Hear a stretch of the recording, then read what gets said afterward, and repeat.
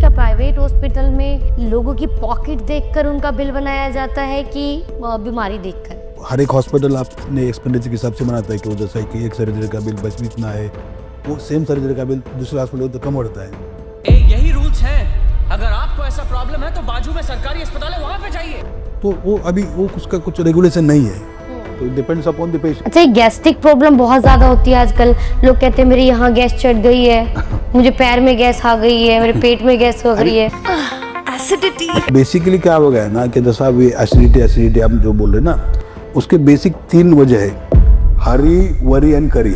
3 books भी अपनी लिखी है। हाँ, मैंने एक्चुअली 8 बुक में लिखा हूँ। अब नीट की प्रिपरेशन करते हैं जो स्टूडेंट्स और जो आगे अपना फ्यूचर एज ए डॉक्टर देखना चाहते हैं, उनके लिए कुछ टिप्स, तो उन्हें स्टार्टिंग से क्या कुछ चीजें ध्यान में रखनी चाहिए। हेल्थ केयर सर्विस को तो हॉस्पिटल नहीं, ऐसा लगता है कि बिजनेस बन गए हैं लोगों के लिए। ऐसा कुछ जगह हो सकता है, लेकिन ऐसा हर जगह नहीं है कि हॉस्टल्स नहीं थे, बच्चों को हॉस्टल्स नहीं मिल रहे थे वहाँ पर स्टूडेंट्स। तो ऐसे कई सारे केसेस हैं कि ऑपरेशन के दौरान मशीन बंद हो गई, मशीन खराब हो गई, कई बार लड़ाई झगड़े की कुछ खबरें आती हैं।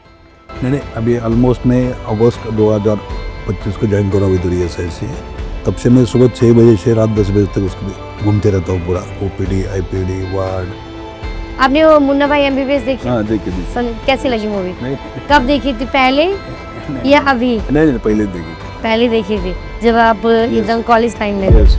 अच्छा, उसमें एक डायलॉग है, जब उनके प्रोफेसर पूछते हैं तो संजय दत्त हाथ उठाकर बोलते हैं, एक सवाल है मेरा, वो बाहर कैजुअलिटी में कोई मरने की हालत में रहा तो उसको फॉर्म भरना जरूरी है क्या? अब उन्हें वो जवाब नहीं मिला था, लेकिन संजय दत्त को आज दत्तात्रेय साहब, डीन साहब ही जवाब देंगे। घंटों लाइन में खड़े रहे और डॉक्टर से मिले सिर्फ कुछ मिनटों के लिए। क्या सरकारी अस्पताल का ये सच यही है या फिर बदल रहा है? आज के हमारे गेस्ट हैं जो कहते हैं कि मरीज ही अस्पताल का असली मालिक है। तो पॉडकास्ट में दीपा राणा के स्पेशल एपिसोड में वेलकम है ESIC Faridabad hospital and college के डीन डॉक्टर चौहान कालिदास दत्तात्रेय साहब। Welcome sir. Thank you. और देखिए, इस स्पेशल पॉडकास्ट में आपको बता दूं कि दत्तात्रेय साहब सिर्फ मरीजों का इलाज नहीं कर रहे हैं, बल्कि सिस्टम का इलाज करने की कोशिश कर रहे हैं। तो अब सवालों का सिलसिला शुरू करते हैं और आज बात करेंगे हॉस्पिटल की ग्राउंड रियलिटी की। दत्तात्रेय साहब, सबसे पहले तो मैं लोगों को बता दूं, जो हमारे व्यूअर्स हैं, दत्तात्रेय साहब का जो सफ़र है वो महाराष्ट्र के लातूर से चेन्नई के बाद अब फरीदाबाद। तो कैसा रहा, आपकी जर्नी कैसी रही? अभी मैं बेसिकली एक फार्मर्स फैमिली से बिलोंग करता हूँ। मेरा education government medical college Ambajogai Aurangabad Maharashtra में हुआ, और मेरा जो सर्विस का जो बिगनिंग था, वो सर्विस का beginning government medical college Ambajogai में हुआ 1998 में। और तब से ऑलमोस्ट अभी 30 साल हो गए, अंबेजोगाई से लातूर से गुलबर्गा से। और मैंने वो महाराष्ट्र आरोग्य विद्यापीठ नासिक वो एक ऑलमोस्ट 8 साल में काम करा हुआ as a registrar of university and counter of examination. उसके बाद चेन्नई काम करा हूँ, बाद में अभी फरीदाबाद अगस्त से हूँ, 3 साल चेन्नई करा हूँ।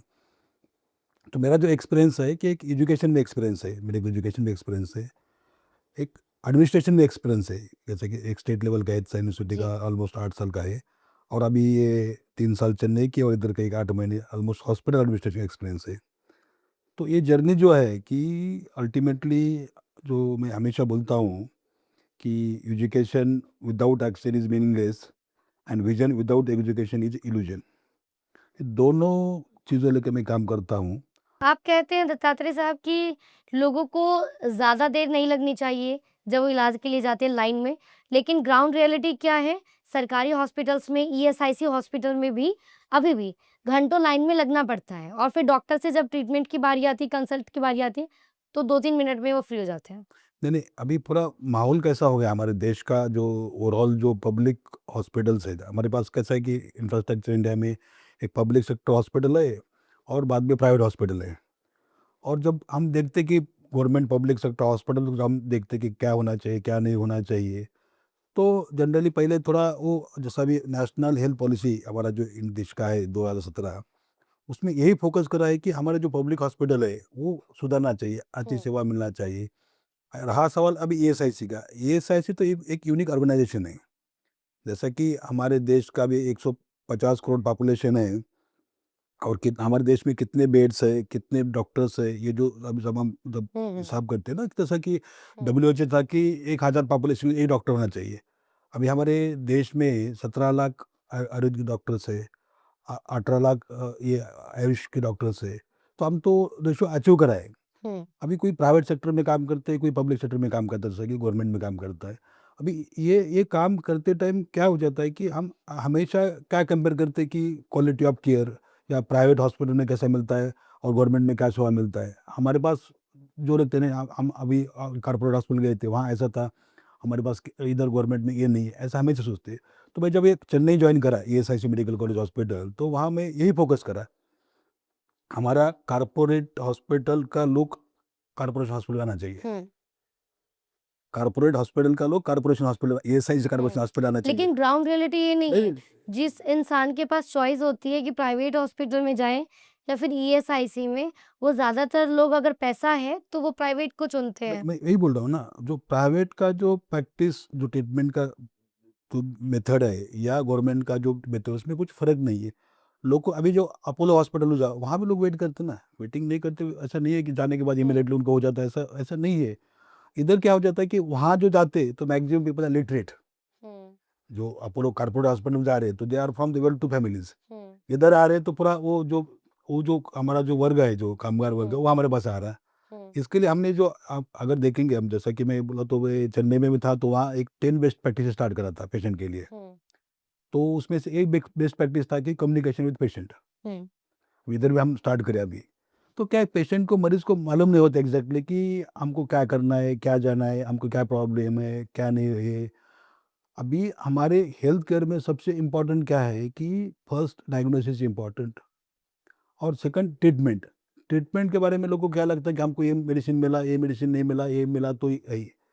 अभी रिजनेबलनेस, जैसे कि हम देखते हैं कि अभी बहुत सारे लोगों को रेजिस्टेंस आ गया, एंटीबायोटिक रेजिस्टेंस आ गया, कि वो एंटीबायोटिक काम नहीं करता क्योंकि वो रिजनेबली उन्होंने दवा नहीं ली, इसलिए अभी वो पेशेंट को उसका ये नहीं होता। तो हमको फोकस, जैसा कि आप जो दो आपके जो क्वेश्चन है ना कि लाइन का, लाइन के लिए क्या है कि अभी हमारा यहाँ का OPD on average 4000 to 5000 per day OPD है। हमने हिसाब से उतने काउंटर बनाए हैं। हमारे पास एक फैसिलिटी है, triple app ask an appointment. Patient, मरीज उसका रजिस्टर कर सकता है, उसको कहाँ भी क्यू में रहने की जरूरत नहीं है। हमने 2-3 साल से प्रयास कर रहे हैं कि अभी क्या होता है कि इधर मॉर्निंग पहले तो यहाँ लोग, मैं जब ज्वाइन करा तो सुबह 6 बजे आके बाहर बैठते थे। तो मैंने वो बाहर बैठने का बंद कर दिया, वो अंदर सब ऊपर ओपीडी खोल के 8 बजे रजिस्टर हमने स्टार्ट कर दिया। 9 बजे ओपीडी स्टार्ट हो जाता है। लेकिन ये जो क्राउड हो जाता है ना, 9 to 10:30 के बीच में हो जाता है, क्योंकि सब लोग इकट्ठा 4000 3,000 लोग इकट्ठा जाते। इसलिए हमारे पास एक व्यवस्था है कि ट्रिपल ऐप रजिस्ट्रेशन, मरीज उसमें उसका स्लॉट बुक कर सकता है। वही वही मेरा सवाल था, इसलिए आप इस ऐप के बारे में बताना कि ईएसआईसी हॉस्पिटल में जाने वाले मरीजों की परेशानी का कारण क्या है? उनकी परेशानी का कारण क्या है? स्टाफ, सिस्टम या फिर ओवरलोड, जैसे आप बता रहे हैं? अभी अगर इधर का आप सोचेंगे, फरीदाबाद का सोचेंगे, ना स्टाफ का प्रॉब्लम है, ना ओवरलोड है। जितना हमारा ओपीडी आईपीडी है उतना स्टाफ हमारे पास है। ये जो टाइम क्या है ना, टाइम, जैसा कि अभी हमारा जो मॉर्निंग 8 to 3 रजिस्ट्रेशन है और ओपीडी हमारा है 9 to 4 ओपीडी हमारा है। लेकिन ये क्या होता है कि सब लोग इकट्ठा आ जाते हैं। कौन से टाइम में आ जाते हैं? 9। तो ये क्राउड बढ़ता है 9 to 10, 10:30, उसके बाद नहीं बढ़ता। इसलिए हमारे पास वो सोल्यूशन है कि ट्रिपल ऐप रजिस्ट्रेशन ये है। तो भी हमने अभी क्या करा, काउंटर बढ़ा दिए। तो रजिस्ट्रेशन काउंटर बढ़ा दिए, फार्मेसी का काउंटर बढ़ा दिए कि जिसकी वजह से पेशेंट को वेट करने की जरूरत नहीं। इधर दूसरा क्या प्रॉब्लम होता है कि एक पेशेंट के साथ बहुत लोग आ जाते हैं। वो जो हम देखते हैं ना, वो क्राउड बोलते हैं ना, तो एक्चुअली मैं वो हर दिन ओपीडी में जाता हूँ। एक पेशेंट के साथ 5 अटेंडर रहते हैं, इसलिए वो हो जाता है पूरा क्राउड दिखने लगता है। क्राउड अच्छा, ईएसआईसी हॉस्पिटल की बात करें अगर फरीदाबाद की, तो काफ़ी चर्चाओं में रहता है। जितना सिविल हॉस्पिटल बीके रहता है, उससे ज़्यादा चर्चाओं में रहता है और नेगेटिव चर्चाएँ ज़्यादा रहती है। खुद का मेरा अगर एक केस बताऊँ, मैं एक रिपोर्ट के लिए गई थी वहाँ। हुआ क्या था कि स्टोन के लिए, पथरी के लिए एक ऑपरेशन था। ऑपरेशन के दौरान ही मशीन जो है वो खराब हो गई और पेशेंट को रेफर कर दिया गया, रेफर भी नहीं किया गया, वो उसका पेपर बना दिया गया घर जाने के लिए। तो ऐसे कई सारे केसेज़ हैं कि ऑपरेशन के दौरान मशीन बंद हो गई, मशीन खराब हो गई, कई बार लड़ाई झगड़े की कुछ खबरें आती हैं। नहीं, नहीं, अभी ऑलमोस्ट मैं अगस्त 2025 को जॉइन करा हूँ इधर ईएसआई से। तब से मैं सुबह 6 बजे से रात 10 बजे तक उसके घूमते रहता हूँ पूरा ओपीडी, आईपीडी, वार्ड। और मैं जब जॉइन करा तो कम से कम मेरे ऑफिस के सामने एक 100 लोग आते थे, ये नहीं, वो नहीं, वो नहीं। आज के डेट मेरे ऑफिस के सामने 2 या 3 लोग के ऊपर कोई नहीं आता है। हमने हर एक चीज़ के लिए वहाँ इधर सबसे बड़ा क्या है कि जो कम्युनिकेशन जो है ना, कि प्रॉपर कम्युनिकेशन नहीं होना चाहिए। कम्युनिकेशन का मतलब क्या है कि इन्फॉर्मेशन पेशेंट को मिलना चाहिए, वो नहीं मिलता। और पेशेंट के दिमाग में क्या हो जाता है कि ये नहीं हुआ, ये नहीं हुआ, ऐसा नहीं हुआ, ऐसा ना, वो मैक्सिमम है। जैसा मैं क्या बोल रहा हूँ कि अभी मैं हर मंथली फीडबैक लेता हूँ पेशेंट का। एक पूरा हमारे पास अभी क्यूआर कोड लगा दिया, मैं हॉस्पिटल हर जगह, ओपीडी में, आईपीडी में, हर एक बारे में फीडबैक है। मंथली हम वो फीडबैक पूरा एनालाइज करते, उसके ऊपर एक्शन करते। जैसा मैं जब जॉइन करा था, सबसे बड़ा ये इशू था कि क्यू का इशू था, क्लीनेस का इशू था, टॉयलेट बाथरूम का इशू था, मेडिसिन का इशू था। यानी कि आप ये मानते हैं कि सिस्टम में कहीं तो इश्यू थे बड़े, नहीं, आपके आने से पहले हो यानी या चाहे कभी? एडमिनिस्ट्रेशन में क्या हो जाता है कि कम्युनिकेशन गैप बोले तो कि अभी जो सामने एक अभी कमरा खुला है 108, वो 24/7 और वहाँ कौन आदमी बैठता है। किसी को कुछ भी प्रॉब्लम है तो वहाँ जाके बोल सकता है, वो सबको कम्युनिकेट करता है। जैसा कि अभी क्या हो जाता है हमारे पास अभी कि 9 to 4 ओपीडी है। 4 बजे के बाद कोई आएंगे तो क्या करेंगे, हमारा कैजुअलिटी है। इधर क्या होता है कि बहुत सारे मरीज 4 बजे के बाद आते हैं। अभी हमारा 4 बजे के सुबह 8 बजे तक जो ओपीडी नॉन ओपीडी आवर्स है, उसमें 300 लोग आते हैं। तो अभी हम उसको नहीं भी नहीं बोल सकते। अभी वो रात में 4 बजे, इवनिंग 4 बजे से सुबह का टाइम है, it is only for emergency. तो भी हमने अभी क्या करा है कि हमने एक ओपीडी स्टार्ट करा 10 बजे तक। उससे क्या हो जाता है कि जिसको ज़रूरत है इमरजेंसी की, उसको नहीं मिलता। ये नॉर्मल पेशेंट एक लाइन में खड़ा हो जाता है। आप समझ रहे हैं ना? इमरजेंसी हमारा रात 4 से सुबह 9 बजे तक इमरजेंसी है। उसमें क्या हो जाता है कि वो नॉर्मल पेशेंट भी पेट में दुख रहा है, सिर में दुख रहा है बोल के आते हैं, जो ओपीडी का पेशेंट है। लेकिन हम तो उसको मना नहीं कर सकते। तो फिर जिसको इमरजेंसी को रियल ज़रूरत है, वो बाजू में हो जाता वो है, साइड हो जाता है। इसलिए हमने क्या करा अभी कि वो करने के लिए पैरेलल ओपीडी खोला फिर। जिसको ओपीडी का टाइप है तो 10 बजे तक ओपीडी रहता है फिर अभी। तो इसलिए इमरजेंसी की कराची बन रही है। यानी ये चीजें चेंज हुई है। हाँ, आपने कैजुअलिटी की बात की, आप मूवीज देखते हैं? हाँ, आपने वो मुन्ना भाई एमबीबीएस देखी? हाँ, देखिए। कैसी यस। लगी मूवी? नहीं, नहीं, कब नहीं, देखी थी, पहले नहीं, या नहीं, अभी? नहीं, पहले देखी थी। पहले देखी थी जब आप यस, एकदम कॉलेज टाइम में थे। Yes, yes. अच्छा, उसमें एक डायलॉग है, जब उनके प्रोफेसर पूछते हैं तो संजय दत्त हाथ उठाकर बोलते हैं कि एक सवाल है मेरा कि जब कैजुअलिटी में कोई मरने की हालत में हो तो क्या उसे फॉर्म भरना जरूरी होता है? नहीं, नहीं, ऐसा कुछ नहीं। अभी कैसा है कि कैजुअलिटी का क्या मतलब है कि अभी इमरजेंसी में 2 चीज़ें हैं। अब उन्हें वो जवाब नहीं मिला था, लेकिन संजय दत्त को आज दत्तात्रेय साहब, नहीं, डीन नहीं, साहब नहीं। ही जवाब देंगे। नहीं, हमारे पास क्या है कि अभी जितने भी जो है ना कि इमरजेंसी में कौन-सा भी पेशेंट आ जाता है तो फर्स्ट प्रायोरिटी इज़ ट्रीटमेंट। उसके लिए कोई फॉर्मेलिटी की ज़रूरत नहीं। पहले तो जो पेशेंट एंट्री करने के बाद इमीडिएटली ट्रीटमेंट स्टार्ट हो जाता है। पैरेलल उसका डॉक्यूमेंटेशन हम करते हैं। इसलिए कुछ उसको ये नहीं ज़रूरत नहीं है। अभी इमरजेंसी के भी क्या है 2-3 टाइप हो जाते हैं। जैसा अभी एक्सीडेंट है, कोई ऐसा अनवांटेड इंसिडेंस है, जहाँ मेडिको लीगल केस बोलते हैं हम ना कि पुलिस केस करने की ज़रूरत है। तो वहाँ उसके लिए भी हम वेट नहीं करते, पहले ट्रीटमेंट स्टार्ट करते हैं, बाद में पुलिस को इन्फॉर्म करते हैं। तो इमरजेंसी में तो हमारे पास अभी बहुत बढ़िया है। हमारे पास जो इमरजेंसी का हमने अभी इमरजेंसी में उसका आईसीयू बना दिया 20 बेड का। जो जब मैं जॉइन करा था तो यहाँ एक इश्यू था कि वो पेशेंट को आईसीयू बेड नहीं मिलते बोल के। अभी हमने 120 आईसीयू बेड बना दिए। जी। तो अभी हमारे पास एक ऐसा कभी एक ही दिन नहीं कि हमारा एक ही पेशेंट रेफर हुआ बोल के यहाँ से आईसीयू के लिए। हमने अभी क्रिटिकल केयर के 50 बेड बनाए, मेडिकल आईसीयू के 20 बेड बनाए और इमरजेंसी मेडिसिन के 30 बेड बनाए। उसके लिए हमारे पेशेंट को जो भी one of the best care चाहिए, वो सब केयर हमारे पास अभी उपलब्ध है। कुछ कंपनीज आज भी ऐसी है जिसमें 10 से ज़्यादा वर्कर हैं, 21,000 से कम सैलरी वाले वर्कर्स हैं, लेकिन वो अपनी ईएसआईसी कंपनी नहीं कराती है। तो क्या उस पर कुछ एक्शन लिया जाता है? नहीं, हमारे पास जितने भी कंपनी रजिस्टर है ना, तो हमारा जो रीजनल ऑफिस है उसका पूरा मॉनिटरिंग रहता है। कितने एम्प्लॉइज़ है, उनका कार्ड बना है क्या नहीं बना, ये पूरा मॉनिटरिंग अभी पूरा है। अभी रिसेंटली हमने एक हमारे हेडक्वार्टर में अभी एक डिसीजन लिया है कि कितने दिन में कार्ड बनना चाहिए, कैसा बनना चाहिए। वो जो भी कार्ड में अभी कुछ हम इधर बोले कि बहुत सारे लोग, कुछ लोग भी पकड़े गए कि वो बोगस कार्ड ले बना के लेके आए। इसलिए हमने अभी वो ESI लास्ट मंथ ओनली सबको इधर इशू करा है कि कैसा बनाना है, कितने दिन में देना है बोल के, उसमें टाइम बाउंड कर दे, इतने दिन में कार्ड इशू करना बोल के। जी। ये एक सवाल है मेरा जो सभी लोगों के ज़हन में है। प्राइवेट हॉस्पिटल्स की अगर हम बात करें तो क्या प्राइवेट हॉस्पिटल में लोगों की पॉकेट देखकर उनका बिल बनाया जाता है कि बीमारी देखकर? अभी इसके बारे में आप जो एक्सपेंडिचर ऑफ हॉस्पिटल है ना, अभी कि जैसे कि मैं अभी ऑलमोस्ट 30 साल में इस सिस्टम में काम करता हूँ और हमेशा इसके ऊपर मैं काम भी करता हूँ कि कितना पर पेशेंट एक्सपेंडिचर है, कितना पर कैपिटा इसमें हेल्थ के एक्सपेंडिचर हो जाता है।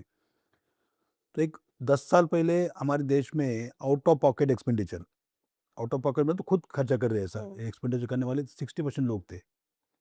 अभी वो कम होके 30% हो गए बिकॉज ऑफ डिफरेंट स्कीम, जो PMJ आ गया, बाद में ESI scheme, CGS scheme, different हमारे जो इंश्योरेंस स्कीम आ गए ना, उसकी वजह से।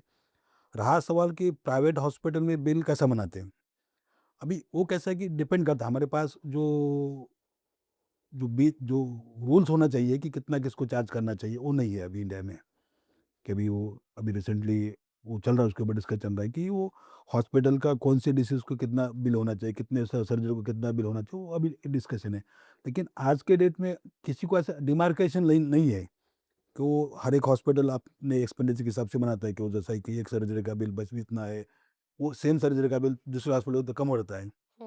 तो वो अभी वो उसका कुछ रेगुलेशन नहीं है, तो it depends upon the patient. लेकिन अब जैसा कि हमारा जो PMJY स्कीम है, CGS स्कीम है, उन्होंने उसमें रेट डिफाइन करे वाले कि नहीं ये प्रोसीजर है तो हम इतना चाहे वो कोई भी चले जाए। कोई भी चले जाए तो उतना रिकॉर्ड और इन्हीं चीज़ों की वजह से आजकल लोग जो है जब हॉस्पिटल जाते हैं, जब बड़ा-सा बिल लेकर आते हैं, तो हाथ जोड़कर कहते हैं कि भगवान कभी हॉस्पिटल मत पहुँचाना हमें। नहीं नहीं, सही है। बेसिकली हमको अभी जैसा मैं बोल रहा हूँ ना कि हमको क्या फोकस करना चाहिए, preventive and promotive health care. अभी क्यूरेटिव तो चल रहा है, अभी ट्रीटमेंट के लिए चल रहा है, लेकिन हर एक आदमी ने अभी क्या फोकस करना चाहिए, चाहे पर्सनल लेवल, फैमिली लेवल या प्रोफेशनल लेवल में, हमको डिसीज नहीं होना बोल के करना चाहिए।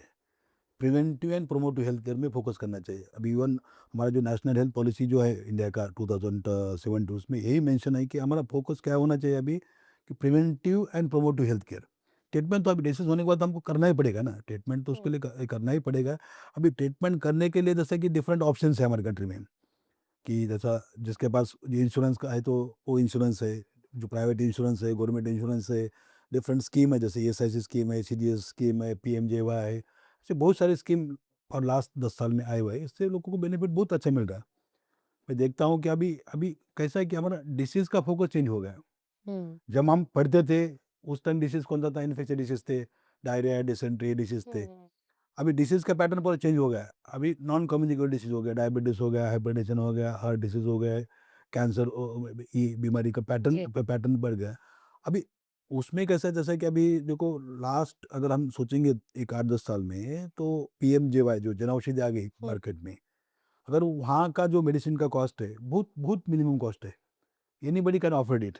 और बहुत सारी दवाएं तो अभी जहाँ भी मिलती है तो हो रही।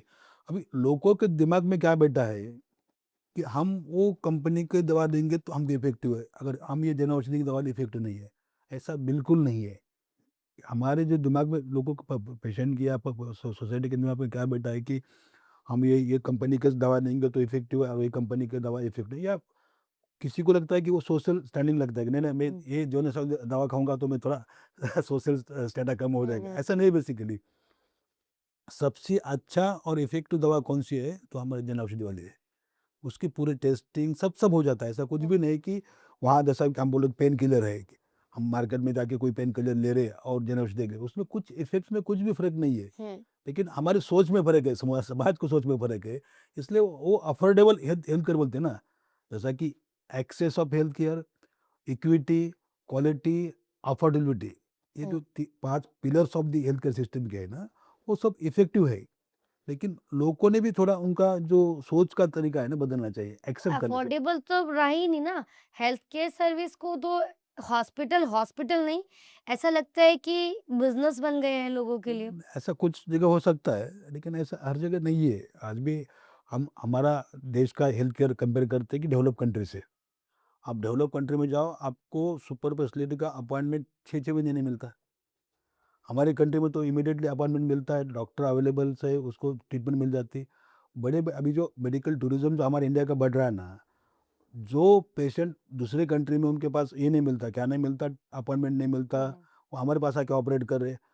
बाकी कंट्री में जॉइंट रिप्लेसमेंट करना तो 1-1 साल वेट करना पड़ता है, हमारे पास 8 दिन में हो जाता है। तो अभी हमारा इंडिया का हेल्थ स्ट्रक्चर बहुत अच्छा हो गया। रहा सवाल अफोर्डेबल सा, अफोर्डेबल का क्या, उसको वही बोल रहा हूँ कि मीनिंग डिफरेंट है। हम कहाँ ट्रीटमेंट ले रहे हैं। अभी हम क्या सोचते हैं कि वी ऑलवेज कंपेयर प्राइस की, नहीं अपोलो हॉस्पिटल गए थे या जो भी कुछ कॉर्पोरेट हॉस्पिटल गए थे, उसने तो एक ऑपरेट करने के लिए 1.5 लाख लगा दिया, 2 लाख लगा दिया, 5 लाख लगा दिया, और बाहर गए तो ये अभी थोड़ा जैसा कि हमारे कंट्री में अभी जैसा कि ICU is a critical issue है, कि जैसा कि आईसीयू में बहुत सारा बिलिंग का इशू हो जाता है कि 30,000 के भी जहाँ 50,000। तो इसलिए गवर्नमेंट का अभी भी जो फोकस है इंफ्रास्ट्रक्चर डेवलपमेंट का, तो government is focusing to creating the public hospital with ICU beds. जैसा मैं बोला कि हमारे पास अभी हमने 120 बताया आईसीयू आपने, बेड जी। बढ़ा दिए।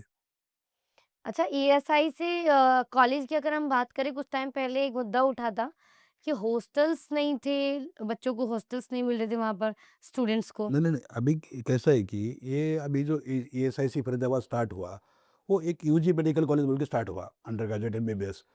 Over the period of time, जैसा कि अभी हमने डिस्कस कर रहे थे कि जो हमको डॉक्टर की ज़रूरत है, जैसा कि 1 डॉक्टर हैज़ टू 1000 पॉपुलेशन।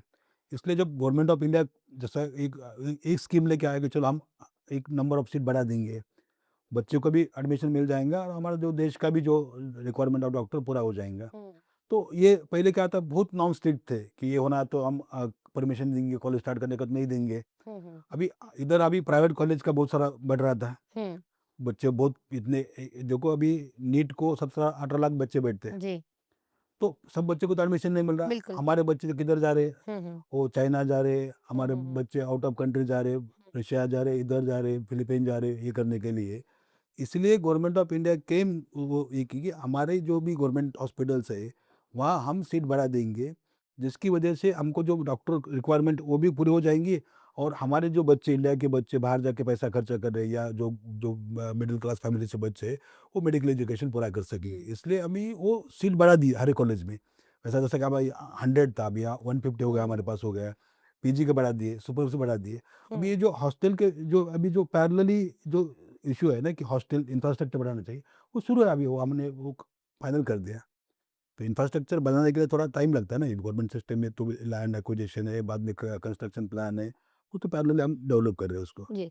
अच्छा, सरकारी हॉस्पिटल्स में एक बड़ा इशू रहता है, सर्वर डाउन का इशू। इसका क्या सॉल्यूशन मार्केट? अभी वो ये क्या हो जाता है ना, जैसे मैं बोला ना कि अभी जैसा कि हमारे पास 5,000 का OPD है, हर दिन तो काम होता है, कभी 1 दिन 2 दिन हो गया है ना, तो वो थोड़ा ये हो जाता है। तो भी हमने अभी बहुत सारा उसमें अपडेट करा है, अभी बहुत रेयरली प्रॉब्लम आ जाता है।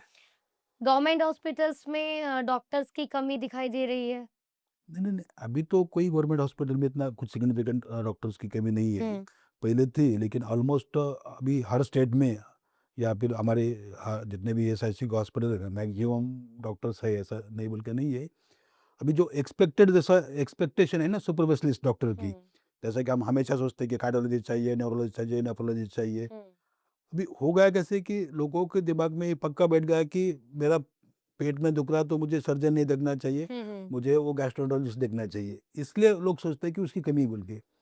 अभी अब कौन से भी डेवलप कंट्री का भी देखेंगे ना, तो पहला पेशेंट किसके पास जाता है, जनरल फिजिशियन के पास जाता है। उसके बाद डिसाइड करता है वो जनरल फिजिशियन की उसको कहाँ जाना है। कहाँ जाना है। हमारे पास क्या हो जाता है, पेशेंट खुद ही आता है कि मुझे कार्डियोलॉजिस्ट बताना है बोल के। ये प्रॉब्लम वो है, आधा डॉक्टर खुद ही बन खुद ही जाता बन है। जाता है, और इधर वो 10 लोगों से डिस्कस करता है, नहीं नहीं फिर अब मैं गया था, वो नेफ्रोलॉजिस्ट नहीं था। अरे नेफ्रोलॉजिस्ट क्या करने वाले हैं? आपको तो पहले सब जांच करना है, और जहाँ नेफ्रोलॉजिस्ट की जरूरत है हम 100% उसको फुलफिल करेंगे ना। ये थोड़ा अभी ये समाज में क्या होगा कि थोड़ा ये वो सोशल मीडिया का नॉलेज लेके अभी चेस्ट में दुख रहा है, अभी चेस्ट का पेन तो एसिडिटी से भी है, हार्ट से भी है, तो वो बोलते नहीं चेस्ट में दुख रहा तो मुझे कार्डियोलॉजिस्ट बन जाना है। ये थोड़ा जो वो मिडल गैप है ना, वो ज़्यादा गड़बड़। कुछ लोग आजकल खुद डॉक्टर बनने की कोशिश करते हैं, घरेलू इलाज करते हैं, उनके लिए क्या कहना चाहेंगे? ये कितना सेफ और कितना हार्मफुल है? नहीं नहीं, वो खुद इलाज करना 100% वो हार्मफुल है, सेफ नहीं है। सेफ इसलिए नहीं है कि वो उसमें क्या हो जाता है कि हम खुद ही सोचते थे कि बुखार आ गया है, टेम्परेचर है, जाके वो क्रोसिन ले जाते, पैरासिटामोल ले लेते हैं। पैरासीटामोल ले जाते, बाद में 2-4 दिन खाते, बाद में फिर कम नहीं होता, बाद में तो कौन सा भी डिसीज़ क्या है ना कि मेडिसिन लेने से पहले डॉक्टर को कंसल्ट करना बहुत ज़रूरी है। बहुत बार क्या होता है कि देयर इज़ वो मेडिसिन की रिक्वायरमेंट नहीं रहती। अभी हमारे पास वो पूरा क्या हुआ कि जब हम पढ़ते थे तो हमारे टीचर थे ना, तो वो पहले बोलते थे कि 3 दिन बुखार है तो उसको मॉनिटर करना है। अभी क्या हो जाता है कि बुखार आने से पहले लोग मेडिसिन चलाना स्टार्ट कर देते हैं। हुँ, तो इसलिए क्या है कि ऐसा जो लेना है कि विदाउट कंसल्टेशन डॉक्टर के, तो अच्छा नहीं है, हार्मफुल पेशेंट के लिए है। हुँ। उसकी 2 वजह हो सकती है कि वो डिले इन डायग्नोसिस हो सकता है, और जो डिले हो जाएगा डायग्नोसिस के लिए ना, that will cause some complication of the disease, एक हो सकता है। और दूसरा क्या हो जाता है कि अननेसेसरी मेडिकेशन हो जाता है। इसलिए बिल्कुल वो नहीं होना चाहिए कि डॉक्टरों का कंसल्ट के बिना मेडिसिन नहीं लेना चाहिए। कुछ लोग ऐसे भी हैं जो कहते हैं चाहे बीमारी भी हो, दवाई नहीं लेते। उन्हें लगता है कि दवाई अगर हम लेंगे तो शरीर खराब हो जाएगा हाँ। और हमें आदत लग जाएगी आदत है, दवाई नहीं नहीं की। नहीं, अभी इसमें तो बहुत सारे लोगों में ये मिथ्स है कि नहीं नहीं कि हमने वो दवाई लेने के बाद उसका डिपेंडेंस हो जाएंगे, हम बोलते हैं हुँ, हमारे भाषा हुँ, में, हुँ। डिपेंडेंस हो जाएंगे। इवन साइकेट्रिक के जो ट्रीटमेंट है ना, हम जो देखते पेशेंट के बारे पेशेंट सोचते हैं ना, बहुत बार वो डॉक्टर वो प्रिस्क्राइब करते हैं कि 2 बार दवा लेना, जो साइकेट्रिक हुँ, स्पेशली हुँ। मेंटल हम जो बोलते हैं हेल्थ इश्यूज है उसके, तो उनके पेरेंट्स या जो भी पेशेंट उसके रिलेटिव क्या बोलते हैं, अरे नहीं मत लो, उससे तुम डिपेंडेंट हो जाएंगे। हुँ, इसलिए क्या हो जाता है कि वो मेडिसिन का रेजिस्टेंस आ जाता है, या डिसीज भी अच्छा नहीं होता है। हुँ, बहुत सारे हमारे देश में जो पेशेंट को अच्छा रिलीफ नहीं मिलता है ना, it is only because of improper medication. हुँ, जैसा कि डॉक्टर ने बोला है कि अभी ये दवा 3 टाइम लो, हुँ, लोग 3 टाइम नहीं लेते, 2 बार हुँ, लेते हुँ, या 1 बार लेते। वो हर एक मेडिसिन का एक हाफ लाइफ रहता है। हुँ, जैसे हम बोले कि 2 बार लेना है, तो वो मेडिसिन का इफ़ेक्ट समझो सुबह 6 बजे लिया, शाम 6 बजे तक रहता है, तो दूसरा डोज़ लेंगे तो उसका कंटिन्यूटी रहता है, इसलिए वो डिसीज़ क्योर हो जाता है। हुँ, लेकिन हमारे पास क्या है समाज में अभी भी उसका ये नहीं है कि अवेयरनेस नहीं कि डॉक्टर ने जो बोला वैसा मेडिसिन लेना चाहिए, इसलिए फिर रिलीफ नहीं हो जाता।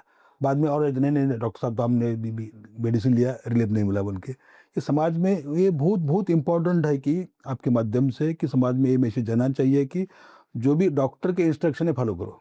हुँ, डॉक्टर बनने की कोशिश किसी ने भी नहीं करना चाहिए। जब मैं पेशेंट होता हूँ ना, मैं कभी डॉक्टर को पूछता नहीं कि नहीं नहीं मुझे क्या करना है, मैं जो डॉक्टर की इंस्ट्रक्शन देता हूँ मैं फॉलो करता हूँ। हुँ। अच्छा, ये गैस्ट्रिक प्रॉब्लम बहुत ज़्यादा होती है आजकल। लोग कहते हैं मेरे यहाँ गैस चढ़ गई है, मुझे पैर में गैस आ गई है, मेरे पेट में गैस हो अभी गई है। बेसिकली क्या हो गया है ना कि जैसा अभी एसिडिटी एसिडिटी हम जो बोल रहे हैं ना, उसके बेसिक 3 वजह है, हरी वरी एंड करी। हरी वरी करी मेरे हरी-भरी खरी। करी, हरी बोले तो हम इतने स्ट्रेसफुल है ना, इतना गड़बड़ में है ना कि ये करना वो करना ये करना वो करना है, lot of worry anxiety worry है कि नहीं ये भी हुए। तीसरा करी, खाने में भी हमने अब सबको स्पाइसी चाहिए। ये मेन 3 चीज़ें हैं कि वो जब एसिडिटी का प्रॉब्लम बढ़ा रहे हैं। ये तीनों चीज़ों के लिए कंट्रोल होना चाहिए, डेफिनेटली ये कुछ नहीं प्रॉब्लम होता। अभी हारी कैसा कम करना है, वरी कैसा कम करना है, करी कैसा कम करना है, ये तो वो उसके ऊपर डिपेंड है। हमारे अब मैं सबको यही बोलता हूँ ना कि बहुत सारे प्रॉब्लम तो हमने खुद ने बनाए हैं। हुँ, डिसीज़ तो अभी हम बोल रहे हैं कि डिसीज़ आ रहे हैं, आज समाज में डिसीज़ आ रहे हैं, इतने आ रहे हैं, तो बहुत सारे डिसीज़ तो हम खुद बना रहे हैं। हुँ, वो खुद का कॉन्फ्लिक्ट खुद के साथ है। हुँ, तो स्ट्रेस बन रहा है, वो एंग्जायटी बन रही है, ये हो रहा, वो हो रहा, तो creating pressure, peer pressure because of comparison, because of so many reasons ना। सबको समाज में क्या होना चाहिए कि एक तो पहला सबसे इम्पोर्टेंट है कि खुद के ऊपर अच्छा कॉन्फिडेंस होना चाहिए और एक्सेप्टेंस होना चाहिए, हुँ, कौन सी भी चीज़ का। हो सकता है कोई चीज़ अच्छी हो सकती है, कभी बुरा हो सकता है ना। अच्छी है तो हैप्पी भी होना चाहिए, अच्छा नहीं है तो उसको एक्सेप्ट करके we have to strategy modify करके अचीव हुँ, करना चाहिए। हमारे पास क्या हो जाता है कि कुछ चीज़ हमारे हिसाब से नहीं हुई तो यू बिकम स्ट्रेसफुल, और वो परसेंटेज बहुत बढ़ गया। जैसे मैं बोला हूँ ना कि अभी हमारे देश में जैसा 148-150 करोड़ हुँ, हुँ, पॉपुलेशन है, उसमें से 30 करोड़ अभी बच्चे स्कूल में पढ़ते हैं, हुँ, 4 करोड़ अडल्ट हायर एजुकेशन लेते हैं, हुँ, बाकी इतना तो 1/3 ऑफ पॉपुलेशन हमारा है, वो अभी ये स्पेस में है कि वो जो हमेशा वो ट्रेस और उसमें इसमें है करियर स्ट्रेस में रहता है, कंफ्यूज रहता कंफ्यूज है। रहता है क्या होना है क्या होना है ना। तो सबने यही यही इम्पोर्टेंट है कि सबके दिमाग में यही होना चाहिए कि ये कुछ नहीं, हमको जो मिलने वाला है तो हम जितना एफर्ट्स करेंगे ना तो मिलेगा, एफर्ट्स नहीं करोगे तो नहीं मिलने वाला नहीं। अच्छा, तो आपने 3 बुक्स भी हम्म, प्लीज़ कंटिन्यू, पहले आप बताइए। हाँ, जो हमारा पर्पस जो है ना, पर्पस जैसा मैं हमेशा बच्चों को बोलता हूँ कि हमारा खुद का एक विजन होना चाहिए। विजन का मतलब क्या है कि मेरा आज का 1 दिन का विजन होना चाहिए, 8 दिन का विजन होना चाहिए, 1 महीने का विजन होना चाहिए, 1 साल का विजन होना चाहिए और ज़िंदगी का विजन होना चाहिए। और वो विजन अचीव करने के लिए आपके पास स्ट्रैटेजी होना चाहिए। मैं एक विमो सा फॉर्मेट बनता हूँ, vision, mission, objective, strategy and action. इसके ऊपर काम करना चाहिए। अभी मुझे कल क्या करना है, मुझे मालूम है कल ऑफिस जाना है 8 बजे, तो लोग 8 बजे नहीं आते, 8:30 बजे आते, वो कुछ तो कन्फ्लिक्ट बनता है। हमारी जो रूटीन चीज़ें हैं ना, अगर हम प्रॉपर्ली करेंगे तो स्ट्रेस आने का सवाल ही नहीं है। बिल्कुल। तो अभी हर जगह ये प्रॉब्लम देखता मैं पूरा अभी ये 20-25 साल में कि हम हमारे जो ड्यूटीज रिस्पॉन्सिबिलिटी है इफेक्टिवली नहीं करते और हैप्पीली नहीं करते, इसकी वजह से स्ट्रेस बन जाता है। That is my personal observation. अगर उतना भी हम प्रॉपर्ली मैनेज करेंगे ना तो उससे कुछ होने वाला नहीं है। So everyone become happy. वो सबके सबके प्रॉब्लम क्या है कि वो दे फील कि they are overburden, overburden by ऐसा कुछ नहीं है। और मेरा हमेशा ये रहता है कि जो चीज़ हमको अच्छी लगती है वो करना है ना। जैसा कि अभी मैं ये जॉब कर रहा हूँ, अगर मुझे अच्छा नहीं करना चाहिए ना, लेकिन आपका जो जॉब है that should not create the stress for you. अगर आपका जॉब ही आपको स्ट्रेस कर रहा है तो करने में कोई मजा नहीं, करने में कोई मजा ही मजा नहीं नहीं है। है ना। फिर तो वो अभी तो क्या हो, हाँ हाँ, ये अभी हमारे समाज में इधर क्या हो रहा है कि जिसको जो नहीं करना है वो भी करे। जैसा बच्चे बच्चे क्या कर रहे हैं कि जैसा पेरेंट ने बोला मैं डॉक्टर बनो, बोले डॉक्टर बन रहे, तो बच्चा वो पढ़ाई अच्छे नहीं करता, स्ट्रेस में रहता है। वो जॉब मिल गया, अभी ये करना था, ये नहीं बोला बल्कि ये जॉब मिला मैं कर रहा हूँ, मुझे तो उस जॉब में हैप्पीनेस नहीं है। ये सब ऐसे जो चीजें है ना दैट इज क्रिएटिंग स्ट्रेस। ये सब उसे ओवरकम करना है। वो उसको ओवरकम करना है। आपने 3 बुक्स भी अपनी लिखी हाँ है। हाँ, मैंने एक्चुअली 8 बुक मैं लिखा हूँ अब तक। 8 बुक 8 बुक लिखी लिखा हूँ। तो उसमें से ये 3 बुक जो है मेरे कि जब मैं देखता था बाहर की, जब हमेशा सुनता था every day there is breaking news in the television newspaper की डॉक्टर को किसने तो मारा, फिर डॉक्टर ने स्ट्राइक कर दिया, ये वो, तो मैं थोड़ा उसके ऊपर मैं सोचा कि साला ये तो हर दिन कुछ ना कुछ हो रहा है, तो हाउ टू प्रिवेंट दिस। तो हम तो कॉम्पिटेंट डॉक्टर बोलते हैं ना, डॉक्टर का मतलब क्या है कि वो reasonable degree of skill and care knowledge सब है तो डॉक्टर हो गया। लेकिन बाद में बोला कि वो झगड़ा क्यों हो गया, नहीं नहीं पेशेंट आ गया था, कैजुअलिटी में आ गया था, इमरजेंसी में आ गया था, अटेंडर आ गए, वो एक पेशेंट देख रहा था, बाकी लोग आ गए, नहीं देखा तो उसने झगड़ा कर दिया। तो उस टाइम मैंने सोचा कि ये सब हमारे डॉक्टर के लिए, ये तो हमारे पास जो आने वाला है वो तो स्ट्रेस में है, कुछ तो रीजन हमारे पास आ रहा है, वो तो ऑलरेडी हमारे पास नहीं आ रहा है। हमारे लोगों में भी कुछ स्किल की जरूरत है कि so they are able to handle this situation also. ऐसा नहीं कि उसको भी हैंडल करना है ना। इसलिए मैंने एक बुक लिखने का सोचा कि बियॉन्ड मेडिसिन, मेडिसिन छोड़ के और क्या डॉक्टर को मालूम होना चाहिए। तो beyond medicine A to E for medical professional. A का मतलब था एटीट्यूड, बी का मतलब था बिहेवियर, सी का मतलब था कम्युनिकेशन, डी का मतलब था ड्यूटी, ई का मतलब था इथिक्स। अगर ये हम 5 चीजें बच्चों को पढ़ाएंगे तो बच्चे हमारे कॉम्पिटेंट हो जाएंगे, they can able to face any challenge, ऐसा कुछ भी सिचुएशन बन जाता है, they can resolve the problems. जैसा हम हमेशा बोलते हैं ना, ऐसा कुछ कुछ लोग तो होते गलत, लेकिन बहुत सारे लोग तो सरकमस्टेंसेस देख के कॉन्फ्लिक्ट बन जाता है, हाँ, खुद क्रिएट भी कर क्रिएट लेते करते हैं। हैं। मैं हमेशा बोलता हूँ कि there are 2 types of conflicts, one is nature conflict, other is nurture conflicts.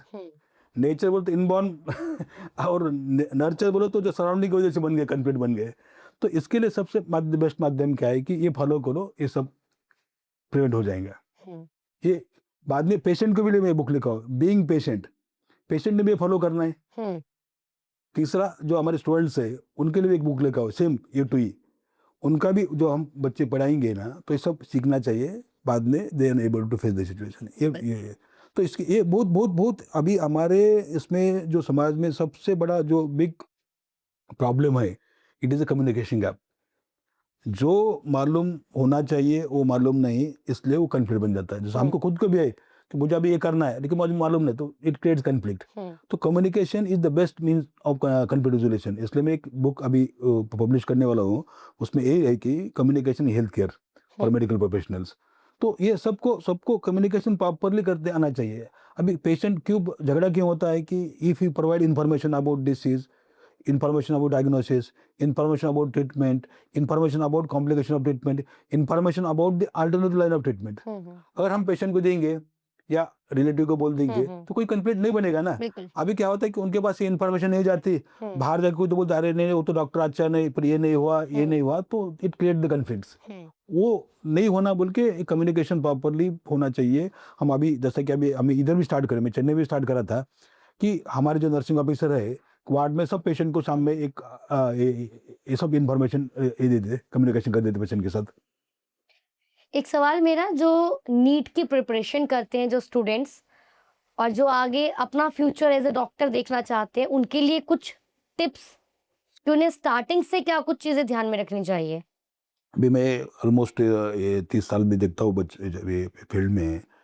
अभी मेडिकल अभी एजुकेशन जो है अभी कि जैसे हम हर साल देखते हैं कि नीट का जो अभी हमारे पास एग्ज़ाम स्टार्ट हुआ है, अभी यूजी का है, पीजी का भी ले हो गया और सुपर स्पेशलिटी कोर्स के लिए भी वो माध्यम से अभी एडमिशन हो जाते हैं. तो 17, 18, 20 लाख लोग अभी अपेयर हो रहे हैं हमारे पास नीट एग्ज़ाम के लिए, और हमारे पास हर साल के लिए 100 अभी तो बहुत सारे सीट बढ़ गए, 1,28,000 सीट है अभी हमारे पास है.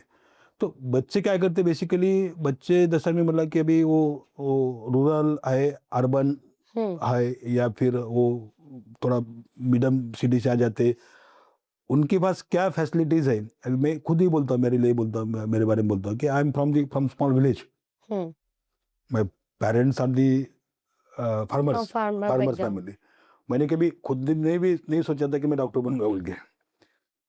तो जब मेरा 10th हो गया, 10th होने के बाद मैंने बोला कि क्या करना, दैट वाज ये. तो ऐसा मेरे फ्रेंड डिस्कस कर रहे थे, नहीं बोले अभी 11th साइंस का एडमिशन ले लो, अगर अच्छा जम रहा तो डॉक्टर बन जाएंगे, नहीं जम रहा तो you can change the field, art commerce ले सकते, तुम ग्रेजुएशन कर सकते बोल के. तो फिर मैंने ज्वाइन करा. 11th साइंस ज्वाइन करने के बाद मैं थोड़ा देखा कि whether it is possible for me और नॉट पॉसिबल, मैं कर सकता हूँ कि नहीं कर सकता हूँ. 1-2 महीने में खुद ही डायलेमा में था कि करना कि नहीं करना, छोड़ना ये करना, कंफ्यूज था. तो बाद में एक मेरे टीचर थे, उन्होंने मुझे बोला कि अगर तू मेहनत करता है तो मैं आपको गाइड करता हूँ, मैं बोलूँगा तू ऐसा करेगा तो डॉक्टर बनेगा बोल के. तो इमीडिएटली मैं बोला सर आप जो बोलेंगे मैं करूँगा. अब मैं उनके इंस्ट्रक्शन स्टार्ट करा फॉलो करने के लिए. तो मेरा वो पूरा महाराष्ट्र में 9th रैंक था, फिजिक्स केमिस्ट्री बायोलॉजी में 98-99 मार्क्स आउट ऑफ 100. तो एजुकेशन में क्या है कि हमको पहले वो बच्चों को क्या इम्पोर्टेंट है कि दे शुड अंडरस्टैंड कि जैसा कि उनको क्या करना है. बहुत सारे क्या हो जाता है अभी कि अभी डॉक्टर क्यों बनना है कि नहीं बनना है, क्या इट इज़ ओनली प्रोफेशन की that has social standing importance, ये बोल के ऐसा भी नहीं होना चाहिए. अभी जैसा मैं बोला कि अभी 1,28,000 सीट है और 17-18 लाख लोग उसमें एडमिशन के लिए ट्राई करते हैं. उसमें से फिर अभी बाद में फिर मेडिकल के बाद dental, Ayurvedic, homeopathy, nursing, physiotherapy different courses है वो होके और बाद में 1 साल रिपीट कर 2 साल रिपीट कर और ट्राई करते. तो एक तो जिसको रियली डॉक्टर बनना है वो तो मेहनत करते मैं देखा हूँ और उनको पहले अटेम्प्ट में मिल जाता है. तो थोड़ा कन्फ्यूजन में रहते हैं या पीयर प्रेशर से कि दूसरे को देख के मुझे डॉक्टर बनना है, ये करना है, वो करना, सोच के दे आर कन्फ्यूजन माइंड रहते और थोड़ा फिर ये हो जाता है. लेकिन अभी देखो ना कि अभी if you see the total transformation of the पूरा हमारा, तो each and every field has is own importance. Not necessary कि डॉक्टर के भी बहुत सारा इंपॉर्टेंस ऐसा बोल के नहीं है कि हर एक फील्ड में इंपॉर्टेंस है. तो बच्चे ने पहले क्या डिसाइड करना चाहिए कि वो उनका लाइफ का विजन क्या है कि मुझे डॉक्टर ही बनना है. तो मेहनत वो कोई ज़्यादा नहीं है, सिलेबस तो उतना डिफाइंड सिलेबस है 720 मार्क का एंट्रेंस का एग्जाम है. फिजिक्स को 180, केमिस्ट्री को 180, 360 बायोलॉजी को मार्क्स है.